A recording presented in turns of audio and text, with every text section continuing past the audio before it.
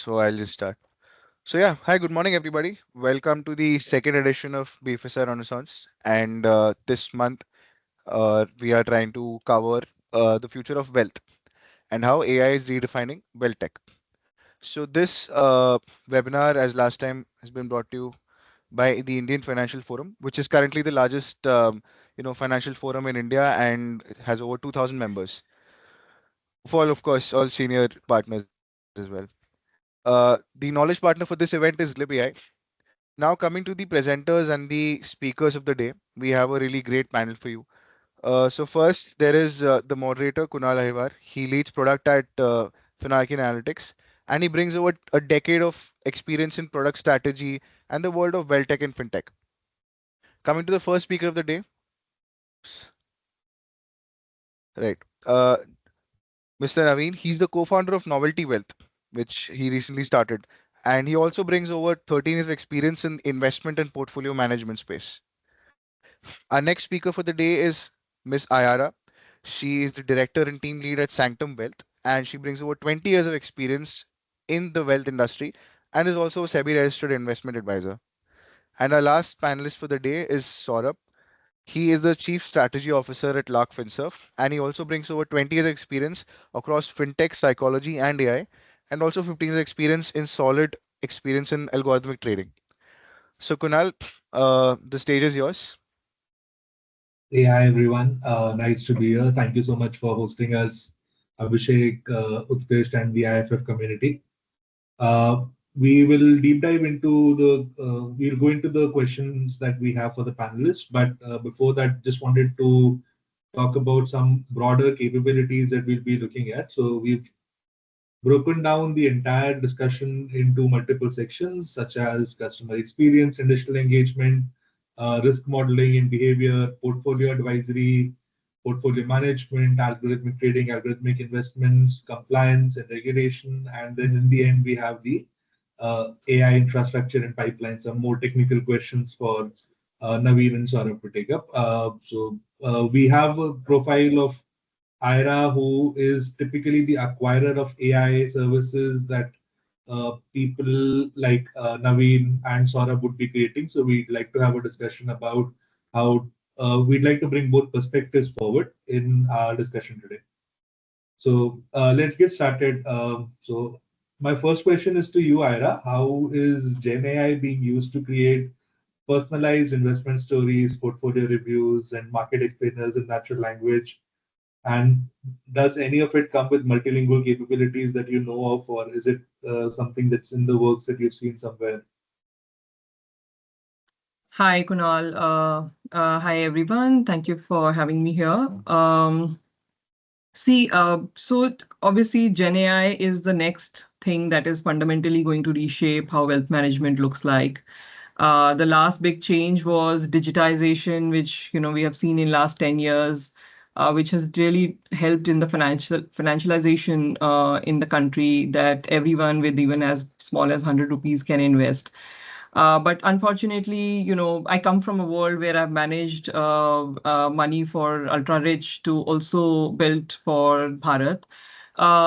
Seeing the transition, I could easily see that that transaction was streamlined big time by digitally seamless execution, be it payment or be it doing KYC, onboarding, everything, right?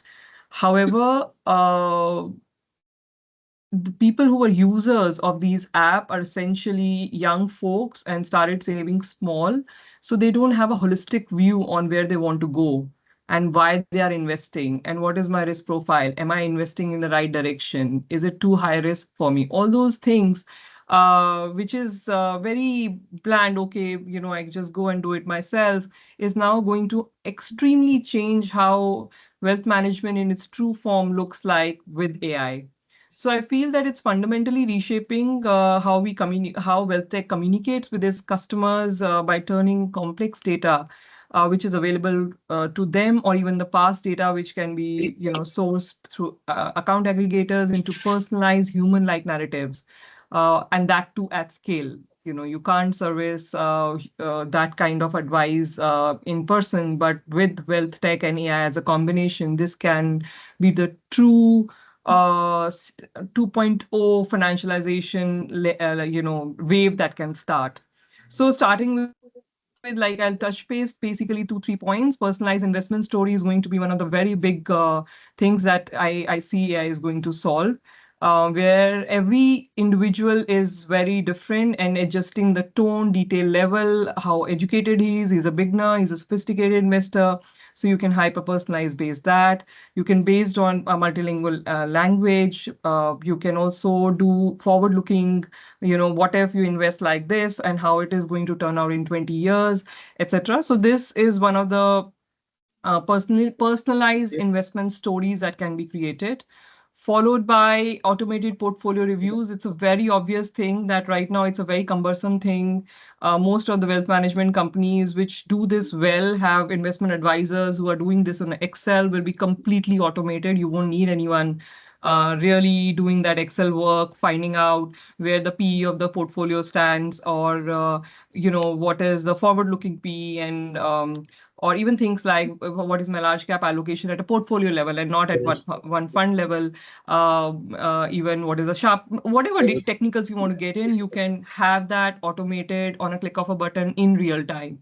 So that is also one of the very big things which is going to happen. And then personalized advice based on how we understand the customer, which is also going to improve big time with AI. Our experience on giving advice based on the market scenario and his risk profile and his personal goals as a combination, AI is going to play a very, very big role over there. In case of multilingual support, I haven't seen yet any app which is scaled it to that level, and I really don't use it in my day-to-day these things. While on the multilingual, I feel obviously it's going to be very, very impactful, because we know that wealth management companies hire people from the same state with the same language just to have better trust and relatability with the clients. That is the same thing which even multilingual support from AI is going to solve. But I haven't seen yet any app doing it at scale. Very interesting perspective, Aayara, and very excited for the future here.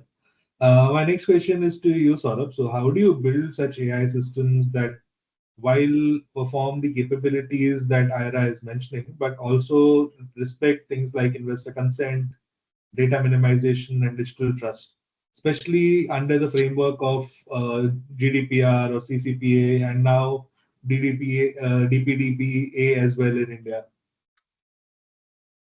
Hi, Kunal. So, Kunal, if you're talking about investor consent, there has to be a consent management layer. I mean, like, that's the basic thing, but it does not exist if you see in most apps. Okay, I'm sorry to say that. So there has to be explicit consent opt-in. There has to be explicit consent opt-out, and we don't see usually, in a lot of apps actually. If you're talking about data minimization, so okay, I'll try to first express it in some layman's language before getting into the jargon. So um, yeah, so see, take example of a sales executive working in your office, right? And say you are dealing in loans, right? For example, okay. Now a salesperson needs to talk to a client about processing a loan. Now, obviously, you don't need to share that executive the PAN number, of the client. So similarly, you should not expose to your AI agent, the data which is not actually required to be exposed. So that is, that is one form of data minimization. So there is relevance scoring, synthetic data generators, like we are talking about metadata. Okay, so if we need our AI to give contextual answers to clients, so instead of giving personal information, like for example, uh, a client is from Delhi and you need your AI agent to give a response which is more suited to Delhi's language. It could be English actually, for example. So instead of saying giving the data information that the client is from Delhi, what we can do is the client is from a metro city in Delhi. Okay, so that the AI actually knows how to contextualize, how to personalize the responses. So metadata becomes very, very important. Synthetic data, like it becomes very important. And there is, persona building becomes important to give personalization. So that is, that forms a base how we can do data minimization. And if we are talking about digital trust, so we call it, when we do architecture design, we call it trust engineering actually. So again, like I said, it has to be contextual relevant. Like, AI should not be dumb. If I'm calling from Delhi, if the AI should recognize, like they need to talk to me in a different tone versus if I'm calling from Chennai, if I'm talking to Hindi versus English. And if I'm, for example, if I'm dealing with loan, if I'm applying for a small loan of say 20,000 or 30,000 versus I'm applying for a loan of 20 lakhs. Okay, so it has to respond in a contextual and relevant way. And there should be bias detection, automatic guardrails are there. So bias detection, counterfactual testing interfaces are there. Then compliance has to be compliance automation. That there should be a audit system which independently audits all chats, all conversation with the clients. I've answered this very briefly, but yeah, if you want me to elaborate on one particular aspect, I would be happy to.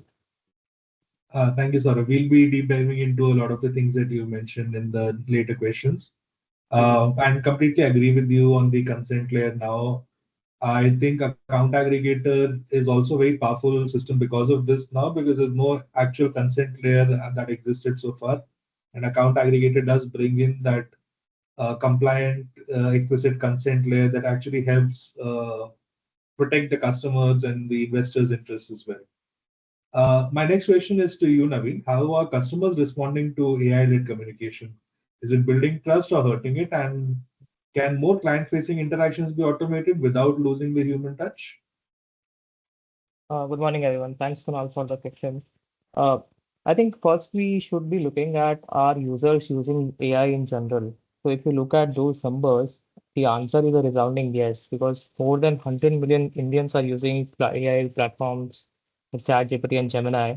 And of the 100 million, actually 35 to 40 million are using on a daily basis. So this signals a very strong shift towards comfort with AI-led communication in everyday life. Now, is this trust transcending to very high trust layer or trust service like Wealth? For a AI alone service, it may trigger skepticism because people are still using AI as an enabler, not as a full stack solution. But if AI is positioned as part of broader offering where AI is taking some work, doing some work, and the high stake decisions are still taken by human, or there is an assurance that these decisions are at least reviewed by humans, and in those interactions we have seen that users are actually uh, comfortable giving interacting with AI for that decision, because they know that eventually this decision is either monitored by human, or eventually if something is not being handled by AI, a human is available to get that thing done. So at the end, it's gonna be, at least in the short to medium term, AI plus human, not AI versus human sort of game for the wealth tech. Thank you, Naveen. And yeah, AI plus human is probably the direction we are looking at for the reasonable future now. Moving on to the next category of questions now on the client risk profiling and behavioral side. My question is to you, Aayara. One of the biggest challenges in investments expanding to the larger Bharat has been the challenges in profiling risk and behavior of a potential investor. Given the capacity of LLMs to understand human language, how powerful do you think it is to automate and expand the current risk profiling models further? And can it actually build new models? Are we looking at a direction where new models are coming in altogether and the standard questionnaire-based models are getting discarded?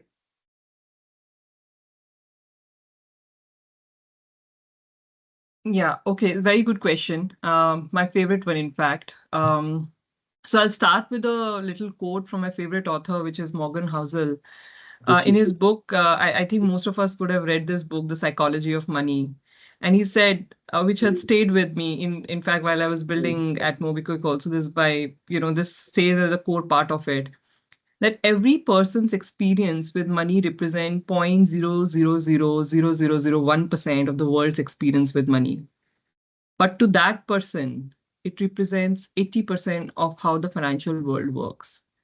So it is extremely, extremely important that first we understand who the person is. And the kind of risk profilers so far I have seen in any of the apps is more just to fulfill a compliance requirement of, SEBI says that you need to do risk profiling, and these are the 8 parameters you risk profile on. And these are very standard questions: your age, your income brackets, and then have you invested before? How long have you been investing? If market goes down. But in because I deal with customers in person, and 99% of the people do not understand themselves very clearly, but their data can't lie. So their AI plays an extremely powerful role in the sense that now we have account aggregator. If we have a data of how their bank account is behaving and their investments, if it is an old investor, by old I meant he has already invested in the past.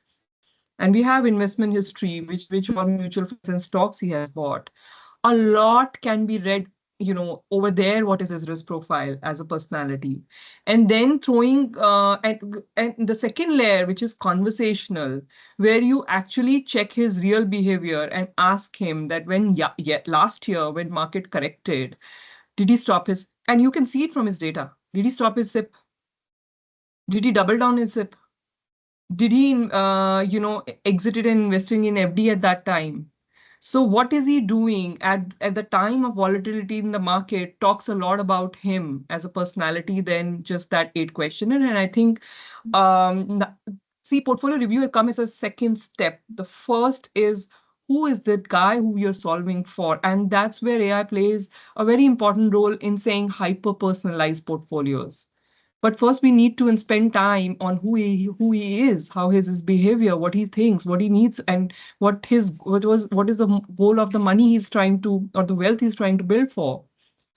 Over there, so that's how I feel that this is one of the very, very important aspects. And risk profiling method, I haven't seen anywhere any improvement in anyone doing spending time on this, but this is going to be a breakthrough.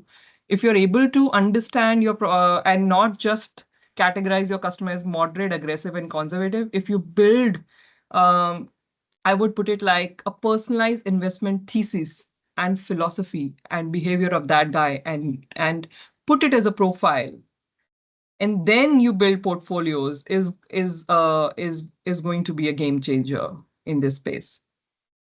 Very interesting, Aayara. In fact, one of our customers also is trying to do something similar. It's a fund house that's just started using account aggregator and is trying to build something similar, but very early stages so far. Very early stage. Yeah, I agree. So a lot might be happening in the background, but nothing is out there yet. Yes. My next question is to you, Naveen. How can AI help in detecting behavioral finance biases? Example, things like loss aversion or herding in portfolio decisions, and nudge clients towards more rational investment behavior. Can it? Can it not? Should it not? And how would it, if it can? Sure. I think partly was answered by Aayara already that with now data availability to account aggregator, not just data for their investments, but a complete profile. So even if someone stole something, why did they sell it? Did they got the money and bought something else or just kept in cash? So having a complete picture of the each and every action, what happened before, what happened after that, that really paints a good picture of how the person is behaving at different point in times. If, for example, there's a 2020 event, markets are dropping and person sold something, but he needed cash for something. So that really doesn't mean that he's uh, loss aversion. But if he's keeping that in cash and reinvesting again in 6 months later, that really shows that that's a loss aversion behavior. So really validate each aspect of that behavior through the data of that particular action and then what happened after that, 3 months after that, 6 months after that. So this way, the combination of the entire DPI stack of India, especially in the financial sector, and then aligning that with AI, giving AI the behavior analysis, behavior examples that go and analyze these things and give me a profiling of the person, really tells how this person is doing at different point in time. And accordingly, the advice can be or the nudges can be tailored so that the person, if you know that this person is more loss aversion, then if some events happen, the nudges could be more proactive, more empathetic, more explanatory in nature. And those would be also explaining the user that why you invested in high risk assets to begin with, why these were linked for your long term goals, not meant for short term things, and hence providing that personal goals context, providing that personal behavior aspect, and the explanations follow accordingly. So that way the nudges become far more effective. There have been a lot of research of such nudges, though coming through human advisory, have really improved the discipline and adherence by 20-25%.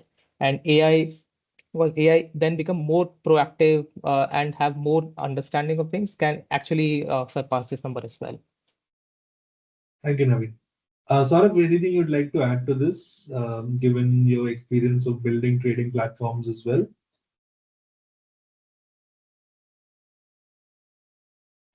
Yeah. So, we were talking about hyper-personalized advice and how AI can be like more contextual, like, how it should actually be aware how investor behaves during volatile markets, where they are cutting down on their SIPs or they are doubling down on their investments, so on. So, yeah, so there's a news, Zerodha has, we all know Zerodha, and they have been like the first broker in India to recently launch their MCP server. So what you can do is, basically any trader, any investor, now this is free, okay?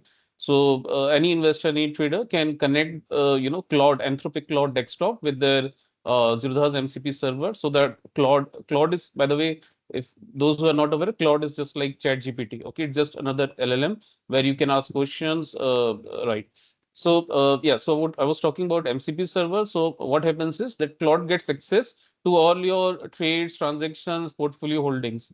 Now, this is very interesting, implications that, any like people, daily people talk to, chat with, they take advice with ChatGPT. Now they can take proactive advice. Like, for example, there's a new regulation, RBI policies coming up. So what impact does it has on their portfolio? Or so there is a news in a particular sector, which they are very not sure may have, what impact it will have. So all this kind of, advice they can have right in that chat. So, a technical question here, Saurabh. Mhm. MCP servers can connect to any AI, right? This is not designed for a specific Gen AI tool. Yes, so in theory they can, but like Claude is what everyone is using right now. If we are talking Oh, about, everyone connects MCP with Claude. People like, but yeah, of course, like brokers need to push. Like I said, I mean, if you're just talking about what Zerodha did, it's not any rocket science. It's not it does not involve a huge cost. Any broker can do that. Okay, because we're doing that, so we know. I mean, actually, people have done it. Pulled up free repositories on GitHub actually. Okay, so it's not a big deal at all. But yeah, so they need to put some, they need to think, they need to put up some initiative there that, like all traders are using ChatGPT. So why not connect your trading terminal to people's ChatGPT so that so that ChatGPT becomes informed about what are the portfolio holdings, what are the trade patterns, and so on. got it. So, how are LLMs being used in fundamental research automation, interpreting reports, etc.? Anything you've come across so far, Saurabh?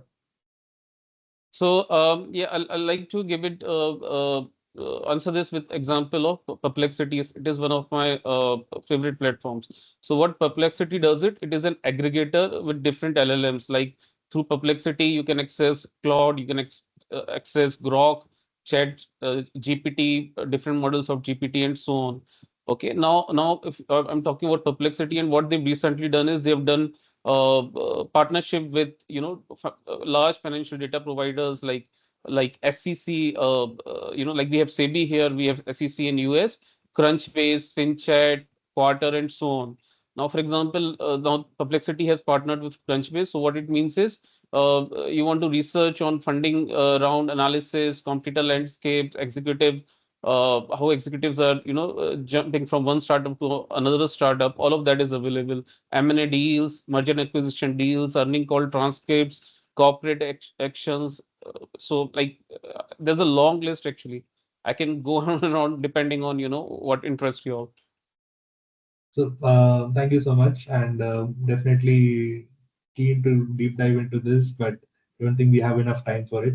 By the way, Perplexity is also my favorite tool, and I have been doing everything on Perplexity. In fact, my team writes PRDs on Perplexity.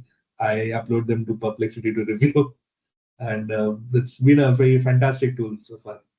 Uh, how do you, my questions to Naveen now, how do you embed explainability into black box models that drive portfolio decisions, especially if you are like an investor facing app rather than a backend service?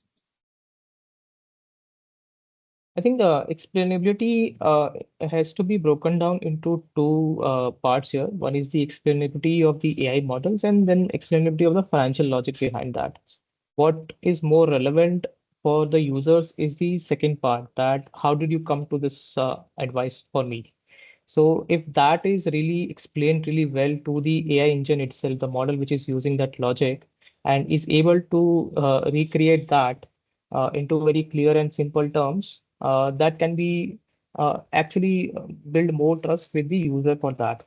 And what you have to do is show the user that these are the inputs I've taken and I have done so and so research for you, and this is the output, which if he wants to maybe get a cross check, if he just shows that to his advisor or anyone in his circle and say, okay, this sounds reasonable, that's how you explain that part. That financial logic should be sound and should be able to be reproduced by anyone who is doing that job in the same manner. An AI model is there to lend speed and reduce human effort for that. You don't really need high level of explanatory for users how it's working. As we have seen that all the models, chat models out there are really a black box, but people are starting to trust them. So they know that these things work. They just want to know that for my problem, how do you go about it? So if you are able to explain the second part, financial logic, in very clear terms from start to end, I think you have really cracked the code there. So I have another question here for you, and this is for the active traders in the audience. How do you feel AI can be used to build real-time trading strategies, investing algorithms, etc.? I think here again the same thing, that as you the financial logic testing becomes really fast with AI, because you can just input okay, this is something which I'm observing, and can you backtest this and tell me how why this is happening?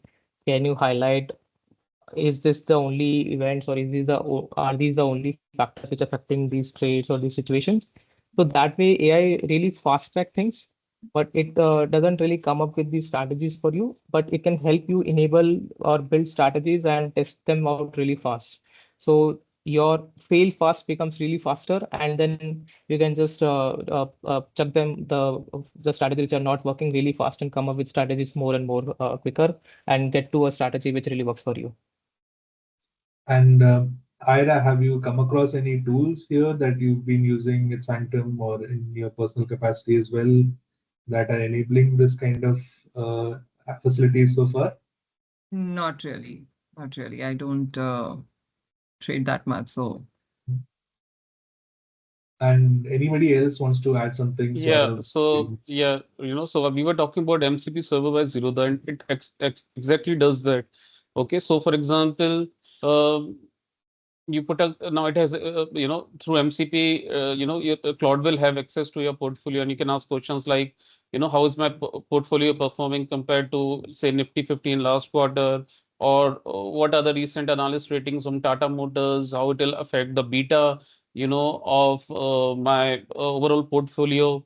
Okay, or even better actually, you can have a personalized coach. Now, for example, let me give a very quick context actually. So I've been into trading since almost 20 years. I started in 2006 with US stock markets, programming meta stock. Okay, not so I was doing algo trading in 2006 actually, and then fuzzy logic, then neural nets, and so and so.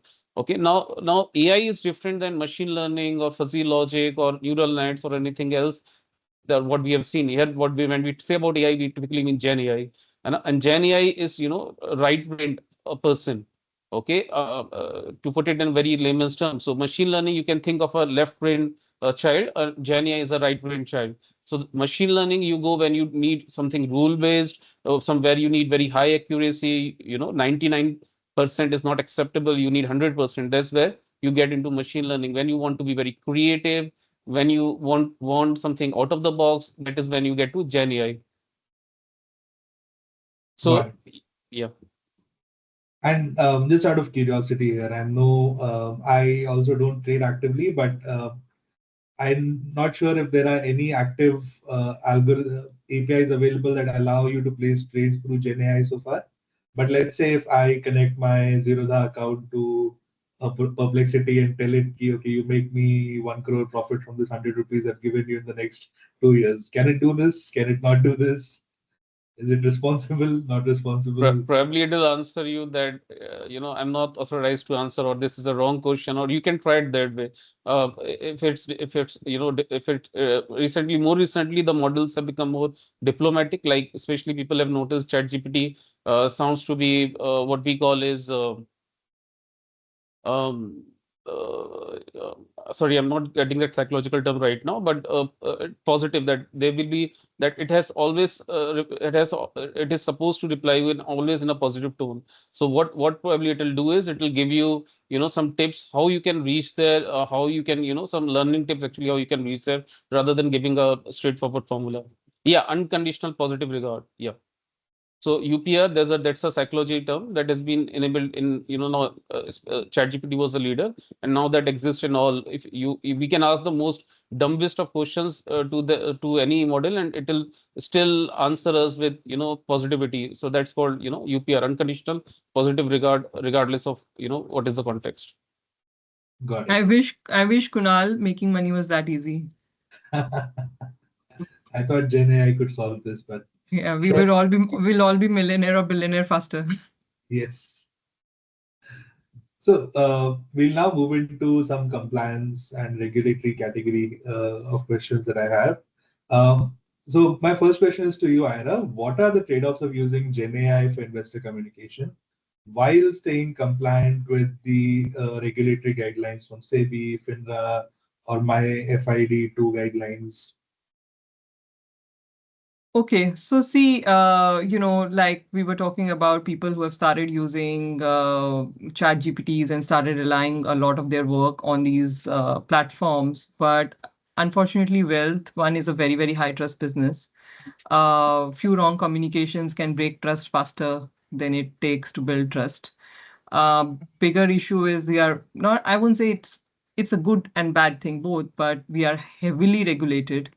Every communication is technically can be auditable in any form, especially people who have registered themselves or platforms who have registered themselves as RIA. And RIA is like very, very stringent regulation, like how do you communicate, what words are you using, how advice is going, modes of advice, and it needs to be documented. So while we say that there is, it brings speed, but obviously there are trade-offs like speeds versus an oversight of, it's saying something which is not really a fitment to the profile. You can't 100% rely. Sorry? I think someone in the audience was unmuted. Please mute yourself in the audience. Yeah, so speed versus, oversight is one of the biggest issue where it can generate real-time communication, but can you immediately send that communication without reviewing it by a human? I'm not sure whether we are there as of now, especially when it comes to a product advice and product fitment, what you can look at. So, and with the con is that if you are able to build any kind of archive and auditable records, then it's still you can build models in training them well and have better guardrails. Then second is obviously you are democratizing, so you're simplifying a lot when we talk about like somebody who's of certain so there can be an investor who is just starting up. The language which you use to communicate with that person versus an experience can be very different. So sometimes oversimplification also is misleading or misselling, can lead to misselling. While it is not intended, but if it is unwatched, then it can. So democratization versus your, the responsible communication that you do. Obviously, and the third is you have to see that personalization versus it has to be a compliant language. It cannot be a non-compliant language that is going out. So there are very important guardrails that you need to templatize a lot of things, even while you are using GenAI, because I think staying in business is more important, and regulation needs to be respected well. While SEBI is a very progressive regulator, and right now there are no circulars or no guardrails from the regulator of how one can build, and one can what all needs to be done. So there is a mode of there are circulars around everything. How do you advertise? How do you communicate to your clients? So this is yet not out from SEBI. So this is still a gray area. One has to maneuver very, very carefully, and probably take legal compliance teams more aligned while designing the guardrails, as well as be in continuous touch with regulator. Third one is I don't know. It's also important that when we are saying that communication is done a lot by the, say, bots, which are Gen AI, and they can be very generic queries and not really giving any kind of advice, but still there has to be a disclaimer saying that you're chatting to a bot, you're not chatting to a human. So all those things need to be well taken care of, and there are clear trade-offs that the moment you say you're chatting to a bot, obviously there is a break in trust that this is a machine I'm talking to, it can be wrong, and then the trustworthiness of that communication goes down. So but it's Definitely. not like it's not solvable. I'm sure it's innovation versus you building experience of how to address it. So a few things that can really solve it is be very, very mindful, put tight guardrails when it comes to compliance, train GenAI on pre-approved regulatory aligned data sets only, use, and of course, if you can, use human review as much as possible, especially for the very critical and sensitive advice which is going on, which is actionable. Definitely. And regulation will always follow innovation. So I'm sure as people are innovating here, we'll find more of guardrails coming from SEBI about what you shouldn't be doing. And I feel the spirit of communication is still aligned, where the goal is to protect the investor. Of Uh, course, that is the prime goal. yes. My next question is to you, Naveen. How do wealth tech firms ensure AI outputs are compliant with the fiduciary duty, especially when you're using opaque models for recommendations or risk scoring? I think here there are, as I mentioned earlier, also there are two models here. One is the AI model, which is processing the information, logic, communication, the entire thing, and then there is a financial logic that these given this input, how we're thinking about it, and then how do you come up to the advice. So the second part is something you need to be very sure on, and you have to train the AI models accordingly that if a human were to do this job, will he come to a similar or same conclusion? It has to be very close to the conclusion a human advisor will reach to. That's part one. I think from a regulatory point of view, SEBI is actually showing the progressiveness on this front. In December of last year, they actually came up with a regulation that for specifically for SEBI, RIAs and RA, you can use AI tools as long as you comply with two important aspects. You disclose the extent to which you are using the AI tools for what all purposes. So that solves the this part that how much is the AI model being used and how much is the financial logic or human is involved. And second is that you are taking responsibility for those outcomes or actions or conversations. So it clearly tells or puts that it's an attempt to put that trust to users that no matter you are talking to a human or bot, the ultimately the humans are responsible for it. That's a start. It has to go through the test of the users approval and how people are doing that and implementing that. I think the regulator is showing its first giving the first go ahead on this. Okay, try this and let's see how it works. Eventually, I think the risk, all the models have to pass that SEBI's suitability rules that if a human were to do this, will he come to the same conclusion? If the answer is yes, then you have built something which is compliant with the regulations. That's the SEBI's ask at this point. Understood. Thank you, Naveen. And my next question is to you, Saurabh. what AI governance frameworks emerging for suitability here? Um, Audits, investment rational documentation, regulator-facing reporting, etc. in real time. Any of this happening? Governance frameworks I would like to pass on. Okay, I'll to the members. Yeah, if there is related to trading, investing, and data, knowledge management, metadata, I'll check on that. Okay. Let's move into a couple of technical questions that we have, especially towards Naveen and Saurabh. So my first question is to you, Naveen. How can Wealthtech platforms ingest alternate data like sentiment or macro trends into their machine learning pipelines in real time without adding latency or compromising decision quality? I think first thing is AI models are evolving very rapidly. They are like their efficiency and capabilities are improving like 2x every 4 5 months. So we are seeing that these models are able to handle much more data, much more information, much more unstructured data and making sense out of it. So the model themselves are becoming really efficient at doing that.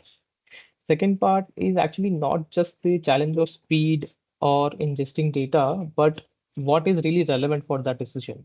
So for this, I think wealth tech platforms or especially what we are trying to do is keep the customer interaction layer and the advisory or the test layer just slightly at distance with some time gap, do the entire testing of that data within the sort of UAT environment and understand how it is reacting, and then see if that is really relevant for the decision making to begin with. Not all information is something you need to use to come to a decision. You have to really think from a financial logic point of view whether this information is really relevant, to what extent, how much it impacts, and who does it impact. And then only test it and then put it into the customer layer. So there, your own models have to be the brain part of your model has to really react more to that. And once you have done that, then you pass on to that. So I think passing on that info from one model to another, it has become really efficient with the overall interoperability with the chat structures. Understood.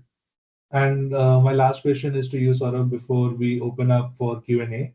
How do you align different product compliance data science teams and ensure AI features are explainable, auditable, and investor centric? Okay, Kunal, I'm sorry, but could you like it's little broad. Like, could you be more specific? Like when you're looking to build AI features, how do you build alignment internally within your teams, like your product team, your compliance team, your tech team, that okay, this is what we need to build, and we want it to Okay, be okay, explainable, okay. we want I it to be got it. I got user-centric. it. So I'll take the example of, a support agent. Okay, that's a very common example. Every company has this. Every company has a support department. They need to handle their customers, right? So, and I'll answer it with that example. Does it sound good enough? Yeah, Yeah. Okay, now see, you have a support agent, and you have a lot of people come to your website, or they have queries about your product, and you want an AI agent to answer that, so that it becomes more efficient because it is available 24 cross 7. And of course, like we are saying, it can process information much faster. It has access to a larger data set. So how we start with this is we start building a knowledge base actually. Okay, so like like a real human support human, a support executive, they are first trained for support, and they have good product knowledge. They know what to answer, and they also know how to handle edge questions. Okay, like someone may ask, how does your product compares with your competitor, and they know how to handle out of scope questions, right? So first, what we have to do is we have to build a knowledge base. Now building a knowledge base, now if you're building a knowledge base, so the compliance will involve, because like the knowledge base has to be compliance approved, right? Some not everything, people, humans can say something out of emotions, but here you are giving often something in written. So this is where compliance first comes. Then often, like now traditionally, sales and support tend to be different functions. Now we see that startups, they combine both functions, that when someone's actually ask a query, they may be asking for support for a particular product, and the support team actually cross sells them or upsells them, right? So here, what you do in your knowledge base, you build a knowledge graph actually, and where you have different, say FAQs for support. There you actually insert CTAs for cross sell, upsell, and so on. Okay, so this is how the sales team gets involved. Then we are talking about support, so there would be some technical aspects, and there would be an escalation matrix for some particular type of technical support. There would be an escalation required to the tech team, for example. Okay, so that CTA has to be there, and you have to. The process is called building a knowledge graph actually. So a knowledge graph is basically you can say like people have seen a lot of people must have seen mind maps here. So say you have a document and you go through the entire document versus going through a mind map, it is easier because mind map connects particular nodes. Okay, so similarly there is what we build is a knowledge graph where it connects different aspects, like I was saying, out of scope questions, edge questions, common FAQs, explanatory questions. For example, say you're in the business of selling mutual funds, and a customer may actually come and ask like what are actually mutual funds. Okay, or I am a 56-year-old, should I invest in mutual funds at this stage? So they may so these kind of explanatory questions may also be there. They may seek guidance also, practically happens. So the knowledge base has to address all this. Understood. Thank you so much, Saurabh, for this answer. And before we close, just wanted to touch base on one of the things that you mentioned about building a knowledge base. So, personal story, I got a call from a credit card sales agent about a couple of weeks ago, and they called me and said, Ki, we are offering you a lifetime free credit card from Indus Bank. He meant IndusInd, but he didn't know that. And I asked him what is Indus Bank. So one very non-compliant thing that he did was he said this is an international bank that's just coming to India, and we are one of the few Yeah. customers that is offering pre-approved credit cards to. Yes. And so these kind of things is something a good knowledge base would definitely prevent from Yes. happening. And AI can definitely be like a guardrail as well from giving these kind of outputs there. So as we come to the conclusion of the discussion round, we'd open the floor for Q&A to the audience, and please feel free to ask, type whatever you have, whatever questions you may have. We already have the first question from Siddharth. Please. Sure. Thank you, Kunal. Am I audible? Yes. Right. My question is to Saurabh. Like we've discussed, the Zerodha giving out the AI assistant via MCP servers. I just wanted to understand your view on it. I myself have tried it over the last 1 week. Though I am a nascent user of it, what I faced was one was the technical issue with respect to setting it up, which is solvable and can be ignored.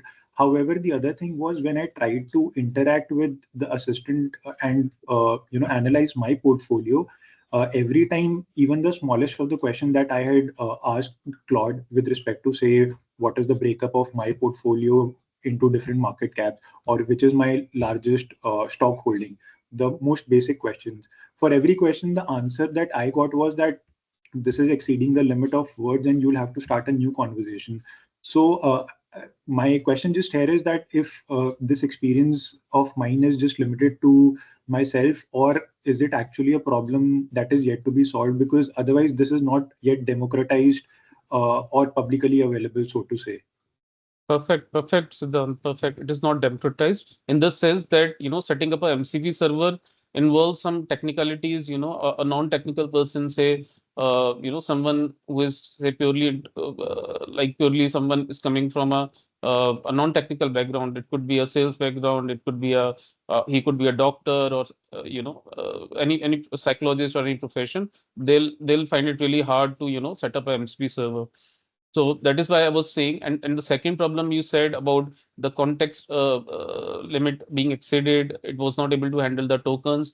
So both problems, how they have to be solved is that the Zerodha themselves, they have to give they give a custom app instead of say a open MCP server. So like for example, what Zerodha has currently given is their MCP server, it connects with their trading system, but with read-only access. You can't place orders from there. And if you actually look for GitHub for repos, actually, you will find many repos which don't have this restriction. So this restriction is put up by Zerodha. It is not a restriction that you can't use a MCP server for actually placing orders, different kind of orders actually. Okay, so what actually is required, to solve both problems is from broker itself that they actually need to put up some budget. They need to put up a custom app where which will make things easier. People can plug and play, start chatting with just few clicks instead of that installing a cloud desktop and so on and so. Please go ahead, Sachin. Thank you. Okay, so my question is more Hmm. towards politics of AI. Like when we are talking about Yeah. wealth tech or investment point of view, it's more driven towards sentiments and information consumptions. People like to invest based on information and sentiments. We have narratives. So, like how we ensure that data sovereignty, localization, that if we are passing the information to cloud, chat GPT, like how we ensure that in future it will not impact the market at large. Very nice. So a very good practical example again comes, easy, which anyone can understand is the MCP server by Zerodha. If you actually see their announcement blog post, so they clearly define. So how, okay, so they clearly define how they are managing these issues of, data privacy and uh, sovereignty and so on. Okay. So yeah, so they actually don't pass data. They keep the data local. They don't actually pass through. They don't actually let cloud train on the data. Okay. Um, and to talk in general, so it is through technical. This problem is addressed through technical architecture design. मतलब like architecture ही ऐसा बनाना है, you design the tech architecture that way that it does to answer the question, you don't need to pass the data, you don't need to create the LLM on your personal data. I hope I've been able to answer you, Sachin, or we can continue also. Okay, thank you so much. There is a question from Colin, sir. I think Aayara would be able to, answer it best. Hmm. I'll just read it out for the people out here. The question is, if we assume that AI is going to manage the investing decisions in the future, wouldn't we see an efficient market theory become a reality, which would then make it difficult to generate any alpha? And this is something even I want to ask, so I'm glad No, if I just replied to that question. In yes, fact, yeah, of course, the biggest alpha is generated with inefficiencies in the market. People who spend more time in knowing and deeply understand, which an AI can really pinpoint what is the problem with this balance sheet. This company is say increasing profit growth, but no cash flow is coming, so there is something off. All those inefficiencies will go off the table. So yeah, I mean that's the reason most of the AMCs are now investing heavily towards passive ETFs. So India's growth story of their your 7, 6, 7, 8% growth plus nominal GDP growing at your inflation, so your nominal GDP growing at 12, 13%. ETFs will do a lot of wonder there. There is going to be difficult in generating alpha for sure, and there are alpha generation ideas like even today. In the most sophisticated markets, difficult to generate alpha across a lot of places. So people are investing in unlisted stocks big time because there's still a lot of inefficiency over there. So newer and newer avenues of investing will keep coming in, and the older plain vanilla things will become far more efficient, and hence it would be difficult for them to beat or create alphas. You're right. understood. Any other questions? Anybody else?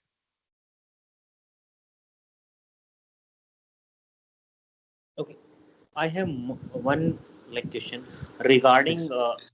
information asymmetry. So generally, when we talk about investment, we talk about buyers, sellers, we talk about corporates who are issuing shares. So the idea, like maybe, like correct me if I'm wrong. The idea is that someone having a like more information, good information that is certain that okay, the company will behave in this way, or like a stock will behave in this way. and someone is not having that information. That's why it's speculation and people are investing, and that's how the like market is running. So in that case, how the AI ensures that if people are like the information is still like asymmetric or symmetric, what will be the nature of information in that case?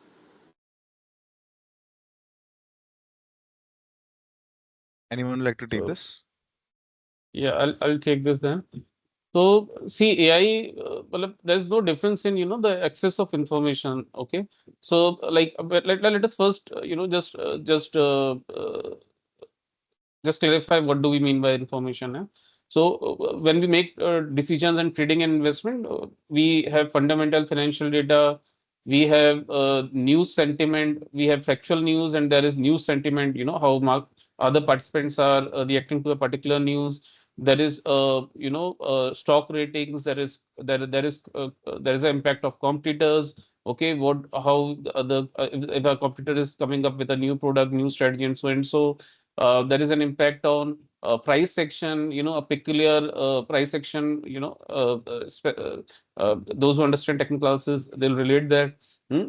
So there is different type of information. This so and so information is already available. Now, how do people make good decisions? Is they actually assimilate that information and they process that information, right? So this is what is happening currently. Now, what is the difference is we are using GenAI to actually crunch all of this information.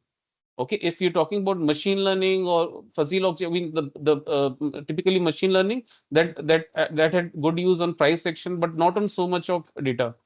So here AI will actually be able to better relate. Gen AI will be able to better relate how a competitors, for example, how a competitors strategy is impacting the performance of the stock you're investing in. Saurabh, to your point, in fact, I Mhm. remember this data point where SEBI had mentioned that I think 70,000 crores or some similar number was lost by retail traders and was earned by the algo traders. So Yes, machine yes. and algos had won over humans for sure. But so maybe these I would say retail traders were using their own mind, while Gen AI will empower them to fight with the algo traders So I've been at a into large algo scale. trading for last 18 years. So I'll just tell you. So how it happens, it's not that algo have taken over humans. So algo is just a set of rules, and a human has created that set of rule. Okay, by a very very thorough structured research. So an algo is nothing but a creation of a human only. It is a set of rules, and Correct. like I create a better algo, so obviously I should be making more money than a person who is not being able to do that amount of research. And the same comes with is happening with these Gen AI tools as well. So it depends on how a particular person is using them. So it's not And like it also will depend on how that tool is also structured, right? Like how it is interpreting data. So tools can be created, like you don't need, I mean, it's not rocket science to create another set of tool. For example, there's a new LLM called Bloomberg GPT. Okay, so Hmm. Bloomberg they have launched their own LLM, which is trained on more than 30 years of data that Bloomberg had. Okay, so you can understand. So tools can always be created, and that there can be access. Obviously, a person who has more money, who has more buying power, they'll have access to better tools. Like Of for course. example, algo trading platforms. Some people were doing HFT. Some people were doing automated trading. Like we had softwares for automated trading, and some people in the name of algo trading, what they were actually doing, they were kind of just analyzing with a set of rules, and they were placing the trades manually. Got So it. obviously, what kind of tools you can access that that can never be democratized. Not everyone can have access to the same tool, same platform. I think Colin has a question. Mhm. Yeah, thanks. A very interesting discussion with all the panelists. So, just wanted to understand from the market, are you seeing different asks or use cases from different segments of the market? For example, the ultra net worth, etc. They what is their ask from AI or a platform? Because today they are served, I'm assuming, by a relationship manager who's built that relationship and their book for quite some time. So are they looking at AI to be implemented as a support for the relationship manager and the advisory continues, or they are looking at going into a DIY? And also, as you come lower down into the market, you come to, the middle class, etc. How do you see wealth companies coming up with different product offerings? You would just like to understand how wealth companies are thinking about this. I would also like to add to this question actually. Do you feel that some of these nuances would be better served if there is a Indian context LLM, like LLM specifically trained on design that understands how Indian investors behave? Oh, okay, so I'll take this up. So wealth management companies a lot are still thinking, no, nothing can happen to humans. And uh, I mean, the advice we give in person is the whole soul way how it is going to work for next 30 years. But there are people who are, see, in my experience, my personal feeling is that hybrid is the way. I agree that nothing can do away with the human touch. Having when we go for wealth management, when we are in a direct client dealing, uh, you discuss investments, markets, maybe 30% of the hour or the time you spend, and then you discuss about the vacations and the family and this and that a lot more, which is a very personal touch, which I don't think can be replaced by AI in any form. Like, having a sip of coffee and discussing about general life is going to stay, which is a very, very high trust building exercise because you are getting to know the person overall and trust that person far more, and whatever he says is right. So I feel AI is going to play a tremendous role in increasing the productivity of relationship managers. So if a relationship manager is able to manage effectively, say 40 to 100 clients in a day, that can go up to 200 to 150. A lot of clients are act, you can segregate, you can use a lot of analytics in saying which clients needs what kind of attention, how often do you need to meet, what discussions. A lot of generic emails and communication can be automated, just an overlook, and then it's done. So there are wealth companies which are aware of it, wanting to invest. It's just that it's this year versus that year, and there are a lot of companies which are looking out for tools which they can integrate. Say for instance, I'm right now in ultra HNI segment. A lot of wealth houses have a biggest for any company for that matter, what is the biggest growth factor is customer acquisition. So acquiring new customer is also like we interacted with one tool, which is if I put a person's name, it gives me the entire, it's an AI platform which gives me an entire web search or whatever data is available from LinkedIn, from his, he's working with a certain company. If the company has disclosed his salary in his balance sheet being the CEO, all that data at one place. What does he like? What does he doesn't like? What does he do in his free time? Like he plays golf, etc. So when I'm going for my first meeting, first I know, okay, this is a profile. This is what he likes. This is what he posts. Everything at one page. In two pager, I have full summary before I go and meet the client. So this is something. These are kind of small tools I'm talking. So there is a plug and play of many tools, maybe even portfolio reviews is done manually today in majority of the wealth management houses. Uh, there are portals like there are platforms like Wealth Spectrum which exist where you can see everything, IRRs, etc. But still deep dive into what large cap, what is a PE at a portfolio level, how it's going to do in the next 5 years, etc. You have to do a lot of manual exercise and even designing the portfolio. All that can be easily automated, and this increases the productivity of a relationship manager. I don't think in retail our relationship managers can be cost efficient for any organization to exist. Human cost has increased tremendously, and capable people who can have interesting conversations with the clients are expensive. So where I think a hybrid role will start playing is anywhere the investment size is above 50 lakhs to maybe 3 crores or 5 crores. A lot can be automated and relationship manager can be just the face, and rest will probably stay for some time a bit uh, more like just productivity enhancement tools for pure play wealth managers. I think I'll just add on the middle class part. So what for for that segment, actually all the aspects of their finances, not just investments, but on their income side, expense side, tax side, they have sort of equal focus on all of that. So any tool which integrates most of these things in one place and helps them, whatever is their concern at the moment, helps them to get information, insights around that, can really bridge that gap in, because right now they're juggling with tens of apps for each and every aspect. So these all things are disconnected as of now, and it's the user who is doing all of this DIY. I agree on the Agreed. wealth management firm for ultra net worth. Wealth is actually a big pool which they hardly touch, that goes on a growing path, and the other part of life goes on. But for the retail, all of these are intertwined. You might build a mutual fund portfolio just to buy a house in 5 years and just liquidate the entire thing. So for them, all these things are very close to each other and hence needs to be managed in a very interlinked manner.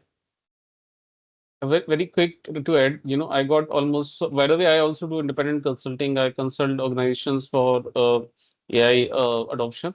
So I got almost, 28, like I was going through, I was almost 28 conversations I had with different organizations, different management about how AI can have more, AI can provide more efficient customer support or customer engagement. And I'll tell you, everywhere the problem was the same. They wanted something external. They didn't want to invest in, building a knowledge base. So a knowledge base has to be in-house always, because the tone of the AI support agent, that has to reflect your brand actually. It should reflect the vision, the values of your brand. That is very important. Any external tool will never be able to do that. So building a in-house knowledge base is the first and the most crucial step before you even actually think about building a AI support agent. Agreed. Colin, do you have a follow-up to the question?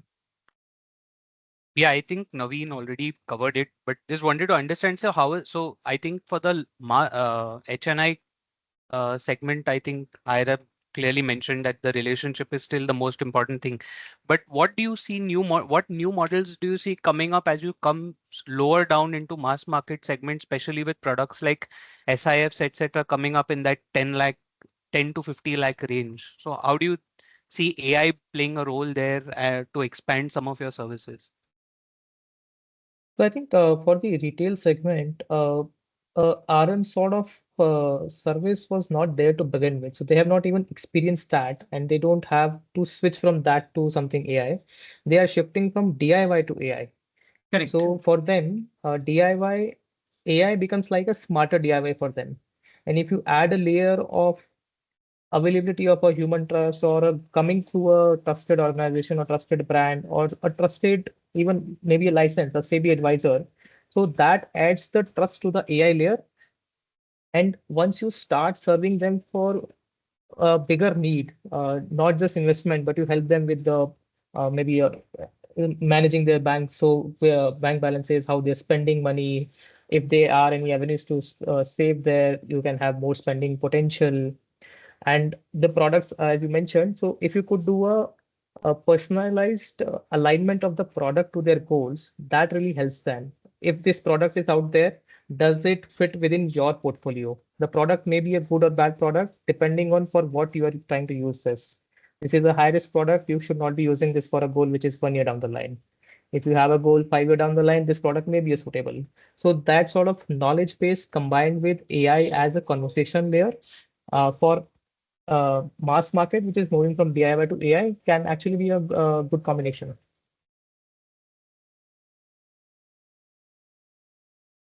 Got it. Thank you. I have a question as well. I think let's make this the last question since it's 15 minutes past the timeline. So this is an open question to anybody. This is regarding cybersecurity because we've covered how AI is going to help and maybe the hybrid model and all, but there is still a very big issue, in fact, $1 trillion issue, which is cybersecurity. So let's talk about maybe an example as Kensho, right? It's an AI platform which helps analyze unstructured data linking to geopolitical events or macroeconomic trends and basically sentiment analysis, right? So what if I just poison it with data, data poisoning? Or what about an issue like the dead internet theory, where most of the information that is lingering around is mostly by, AI. So if the data that you're training the AI on itself is poisoned or is tampered with, then how can you, how do you solve that? How do you mitigate that?